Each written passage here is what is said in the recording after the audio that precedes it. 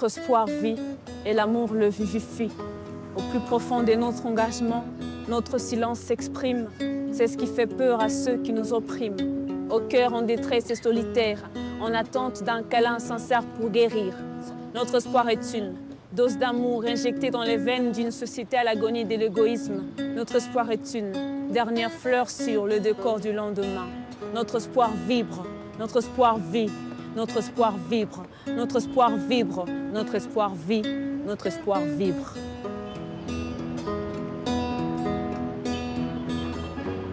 Esther, 22 ans, a grandi avec le bruit des balles et la peur d'être kidnappée.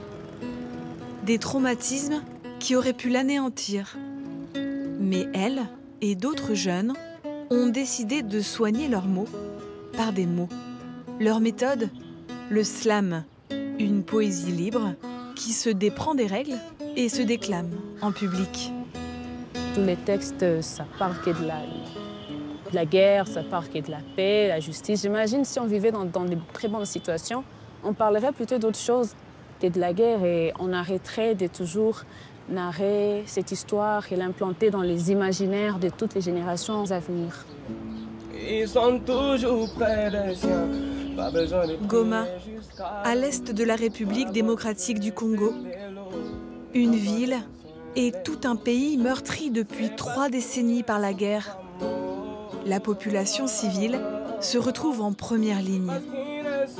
Le pays compte 7 millions de déplacés et un nombre de victimes impossible à évaluer.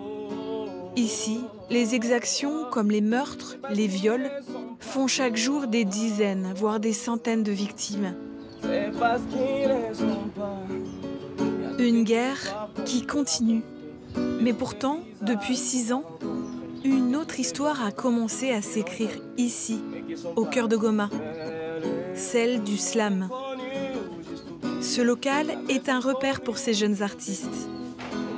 Un lieu qu'ils financent avec leurs maigres économies. Chaque semaine, ils s'y retrouvent pour peaufiner leurs nouveaux textes.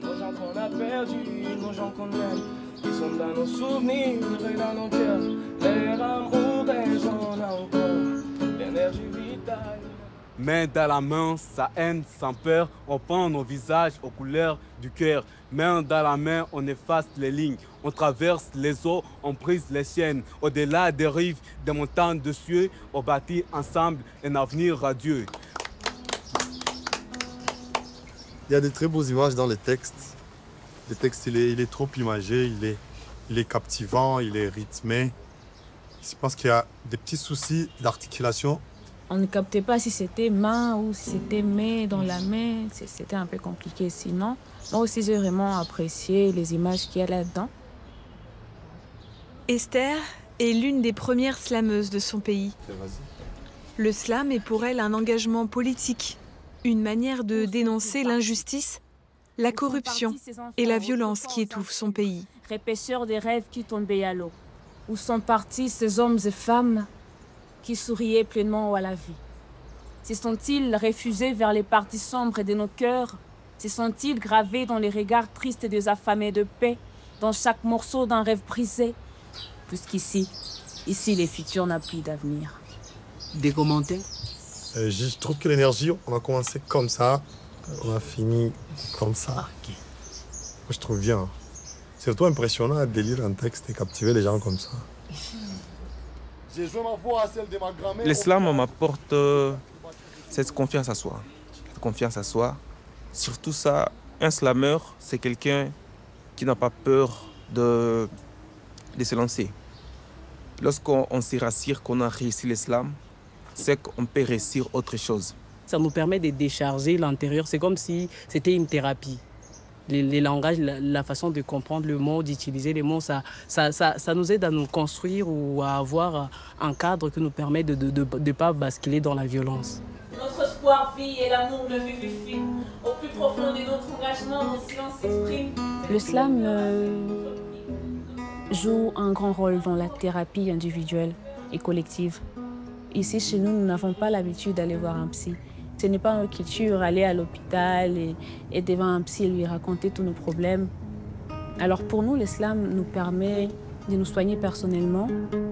À chaque fois qu'on partage à un public, on partage notre histoire, on partage nos peurs, nous libérons de tous nos démons, de toutes nos frustrations, nous nous soignons. Et peut-être dans le public, il y a quelqu'un qui a vécu la même chose, la même histoire, qui se sent aussi soigné à partir de cela.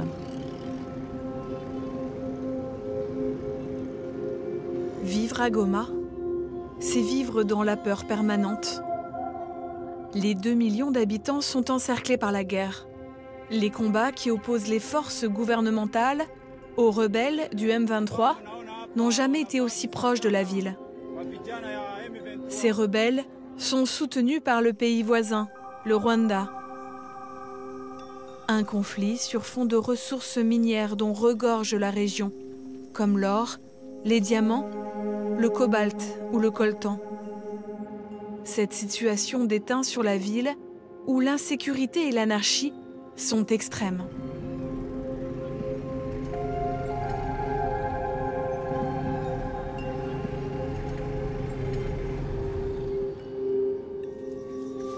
Esther vient de terminer ses études de communication.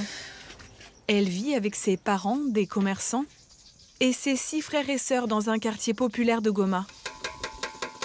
Ensemble, ils ont subi la faim, les couvre-feux, les combats armés, comme en 2012 quand les rebelles du M23 ont pris d'assaut la ville.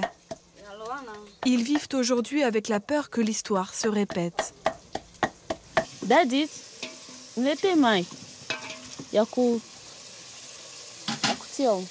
En attendant, ils doivent composer avec l'insécurité quotidienne et le manque de ressources. Nous sommes en manque de gaz.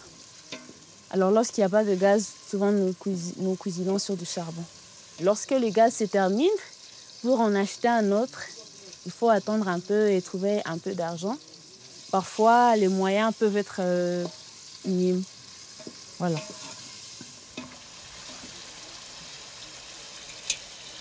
On a été cambriolés ici, chez nous, on dormait juste. Il y a des gens qui sont venus étant armés, qui ont pris nos téléphones, ordinateurs et tout, et qui nous ont vraiment traumatisés. C'est que, et c'est ça se passe presque tous les jours, toutes les nuits. Parce que toutes les nuits à Goma, il y a peut-être une vingtaine de maisons qui ont été braquées ou cambriolées. Presque toutes les nuits, à partir des heures, 3 heures, il y a des crépitements de balles dans certains quartiers. Parce que les armes sont distribuées à tout le monde, on ne sait pas qui a une arme et qui ne l'a pas. Donc c'est une ville qui est vraiment insécurisée. Goma, une ville à bout de souffle, qui est pourtant confrontée à l'arrivée massive de déplacés de guerre.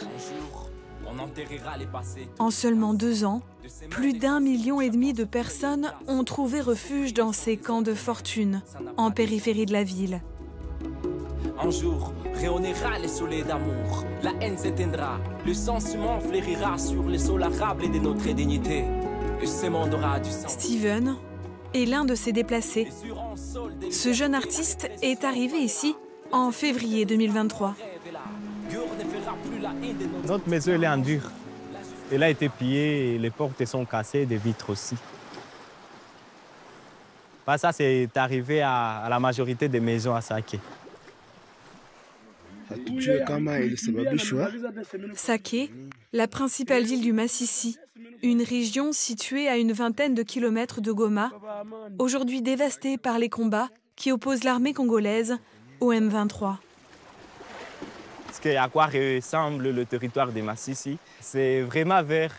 Pour ça même, on l'appelait la Suisse de la République démocratique du Congo. On était fiers vraiment de cette verdure. Le Massissi en soi, c'est vraiment un territoire riche. Il y a des endroits où tu peux jeter des graines et ça va pousser. Mais aussi, il y a beaucoup de minéraux. Une grande partie de coltan elle est produite en territoire de Massissi. Steven a dû se réfugier dans ce camp de Luchagara. Ici règne insalubrité, promiscuité, maladie, mais aussi violence.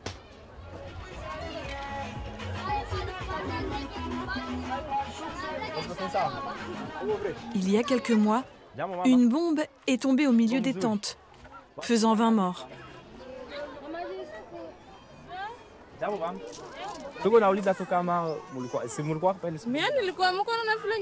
Oui, j'étais là. Tu ne vois pas l'état de ma maison? J'étais avec ma voisine. On faisait la lessive.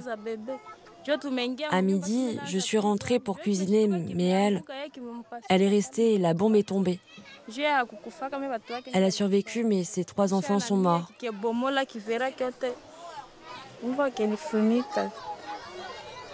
Ça, c'est un enfant?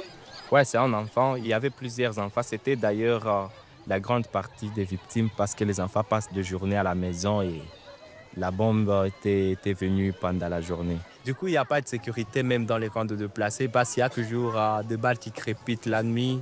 Il y a aussi des gens qui se font toujours tuer. Des drames quotidiens devant lesquels Steven et ses amis se sentent souvent démunis. Quand on baisse nos poings, c'est pas parce qu'on est faible, mais bien on s'abstient de la violence. Tous viennent du territoire de Massissi, où ils avaient monté un groupe de slameurs. La guerre a mis un point d'arrêt à leurs études, leur travail et leurs autres projets d'avenir.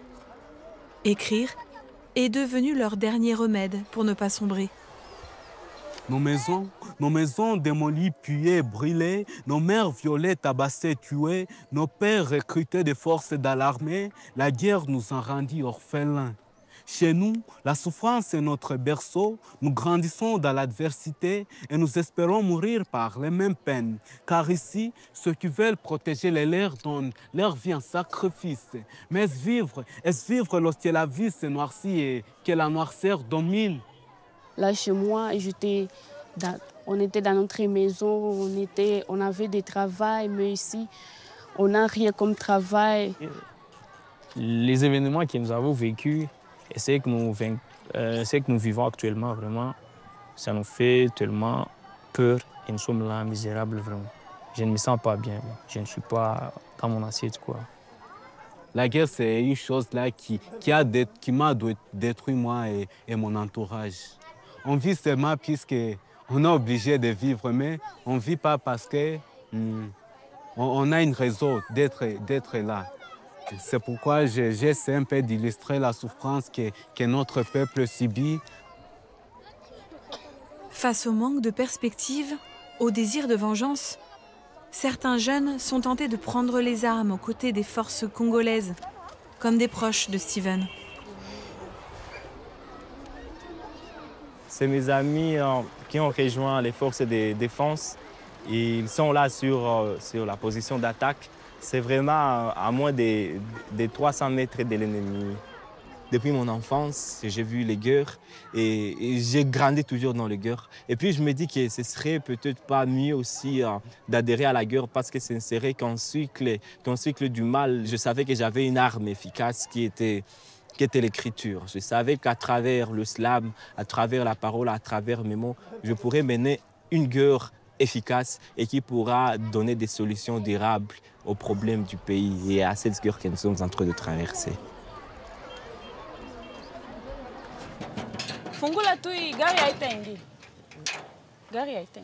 Esther travaille aux côtés des déplacés. Une fois par semaine, elle anime un atelier à destination des femmes pour une ONG locale. Natosha uvivu, natia nguvu. Natosha uvivu, natia nguvu. Des femmes, souvent jeunes, sans ressources, qui avant la guerre travaillaient dans les champs.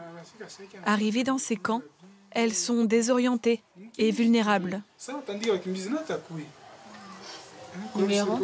Nawe safi ninjo wenye vinazowatokea mkambi na wenye binatumaka utaendelea sana. Unafikia particulièrement jour kofi. Le problème ici, c'est qu'on n'a plus de travail et qu'on manque d'argent. À cause de ça, on est tenté de faire des bêtises. Comme on a faim, qu'on n'a rien à manger, on est tenté de suivre le premier venu, celui qui nous dit qu'il nous aime et nous promet de quoi manger. On le suit et c'est là que les agressions sexuelles arrivent. Nikujua, mnawaza zile maladies sexuellement transmissibles, mushazisikia zinakiakae. Oui, d'ailleurs, j'ai une petite question. C'est un peu bête, mais je la pose quand même. Est-ce qu'on peut tomber malade simplement en embrassant quelqu'un? mavua ziko mingi, lakini voix yenye iko sana yenye inapitishaka magonjwa mbio mbio ni voix sexuellement transmissible. Certaines communautés pensent que c'est tabou de parler du sexe, que c'est tabou de parler du sida, de parler des autres maladies. Et cette sensibilisation est d'une importance capitale parce qu'elle permet de tenir informés. En tout cas, les jeunes sont informés et ils sont prévenus et se protègent surtout contre les maladies sexuellement transmissibles. Faire connaître le quotidien silencieux de ces femmes est l'un des souhaits les plus chers d'Esther. Chaque soir, elle met en mots ses pensées, ses impressions. L'écriture l'accompagne depuis son plus jeune âge. Ce carnet, je l'utilise parfois pour y noter mes idées, voilà, des textes.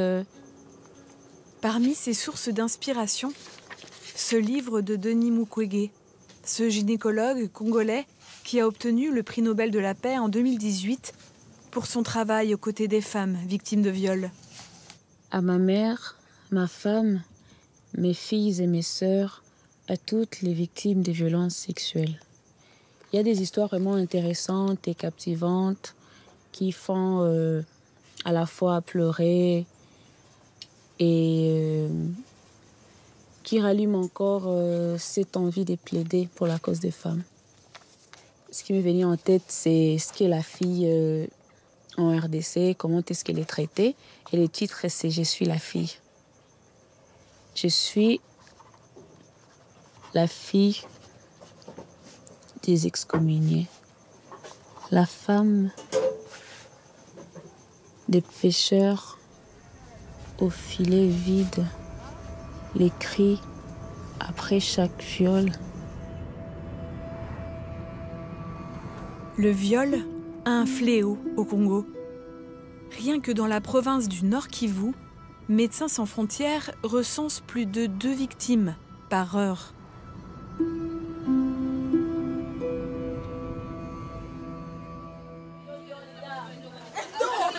L'un des rares lieux de la ville où Esther et ses amis se sentent à l'abri, c'est leur local dédié au slam. Yo, la team, ça va ou quoi? Ça va? Ouais. On vous invite pour la grande soirée slam session. Elle s'y retrouve chaque semaine pour un atelier d'écriture au féminin. C'est l'histoire d'une vie qui n'attend que la mort pour être apaisée, celle d'une nuit qui porte conseil, ou pardon malheur, car même les repos en paix n'arrivent plus à se reposer. C'est cette envie de nexter quelques séquences indignes qui mettent notre courage en pause, l'impression qu'à chaque fois qu'on enterre nos frères, c'est surtout nos cœurs qui se détériorent et se décomposent. Poétesse de lumière au pays de malheur, portesse des monts d'amour, de folie, voyageuse au pays de l'ironie, bénie mais à l'agonie. Libre comme de la soie, je survole les terres en détresse. Je tresse la joie sur les têtes des déprimés, je sème le grain d'amour dans un cœur déchiré. Toutes étudient. Une chance dans un pays où le taux d'analphabétisme est 2 fois plus important chez les femmes que chez les hommes. La moitié des filles ne va toujours pas à l'école et plus de 40% d'entre elles sont mariées avant 20 ans. En tant que femme, qu'est-ce qu'on t'a déjà interdit les si grave, toi, en tant que femme? Genre, je ne peux pas prendre la parole au milieu des hommes, des trucs comme ça, tu vois. Chez toi, dans ta famille? Ouais. Dès les bas âges, on nous apprend que la femme doit être soumise, doit suivre les règles, doit être obéissante. La femme doit s'occuper de la famille, ne doit pas aller à la compte des ordres de son mari. C'est ça ce qu'on grandit à s'enchaîner en fait. Beaucoup de garçons ont peur de femmes qui font le droit. À plus forte raison, celles qui font le slam. Ils ont peur parce qu'ils pensent que nous sommes plus cultivés et nous ne sommes pas faciles à aborder et à se faire manipuler. Bon, c'est bien de se marier, mais lorsqu'on ne pense qu'à se marier, mais qu'est-ce qu'on pense pour son avenir? Donc, les rêves sont limités lorsqu'on est ordinaire. Et c'est notre combat à nous, faire partie de ces femmes qui ont autant contribué pour leur communauté, pour la RDC, pour l'Afrique, que parmi nous, il y ait des femmes avocates, qui est des médecins, qui est journalistes, qui est des juristes, qui est des techniciennes, voilà, pour que nous puissions sortir de l'ordinaire et servir d'exemple, épater le monde. Penser à sa carrière, mais penser aussi à la relève. Pour Esther et Steven, le slam est une arme qu'ils tiennent à transmettre. Chaque semaine, ils se relaient bénévolement dans des écoles de Goma pour initier les élèves. Grâce à leur engagement, en l'espace de 6 ans, leur collectif a déjà formé au slam près d'1 millier de jeunes. Bonjour les amis. Bonjour. Bonjour. Est-ce que vous allez bien? Ah, ça va vraiment? Si ça va, faites juste ces applaudissements pour... Alors moi, ce que je veux voir, c'est de l'énergie, d'accord? Qu'il y ait de l'énergie. N'ayez pas honte, n'ayez pas peur. Communiquez avec vos regards. Et voilà, avec autant d'émotion. 1, 2, 3, go! Grande cathédrale, le comte et décathédraliseras-tu? Grande cathédrale, comte et décathédraliseras-tu? Je vais décathédraliser comme toutes les grandes cathédrales cesseront décathédralisées. Encore! Je vais décathédraliser comme toutes les grandes cathédrales cesseront décathédralisées. Bravo! Comment est-ce qu'avec l'islam, vous arrivez à changer votre vie personnelle et aussi la vie de votre famille et votre vie à l'école, dans votre cercle social? Aujourd'hui, je suis fière de moi-même. Je ne peux plus me sous-estimer comme une femme. Par contre, je peux me battre contre tous ceux qui me sous-estiment. C'est ça ce qui l'islam m'a beaucoup aidé. On parle quand même de ce qui ne va pas, de ce qui va et tout ça. De cette manière-là aussi, on contribue à cette recherche de la paix. Je dépose cette arme, elle fait peur à la paix. Je reprends ma plume pour encore l'appeler, Merci. Je crois en vous, je crois en la liberté, je crois en la paix, je crois aussi en la justice. L'espoir est peut-être épileptique, mais il n'est pas mort.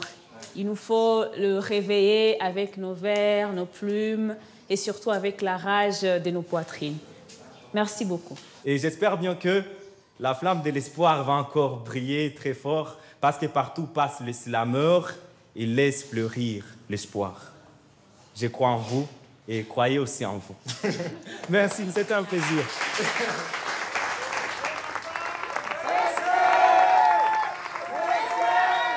Les soirées slam rassemblent désormais des centaines d'artistes et de curieux à Goma. Le rêve d'Esther serait désormais de porter la voix du Congo au-delà des frontières dans des compétitions internationales de slam. Mais pour le moment, elle continue son combat. Insuffler de la poésie dans les veines d'un pays malade, dans l'espoir qu'un jour, sa jeunesse le sauve. Architecte de la paix dans une région secouée par les tourments des conflits. Où sont ces hommes, ces marchands des rêves et des réveils, et surtout ceux qui ne trafiquent point l'espoir? Karibu kwetu we, karibu kwetu we, karibu kwetu we. Karibu kwetu we, karibu kwetu we, karibu kwetu we. Encore. Karibu kwetu we, karibu kwetu we, karibu kwetu we.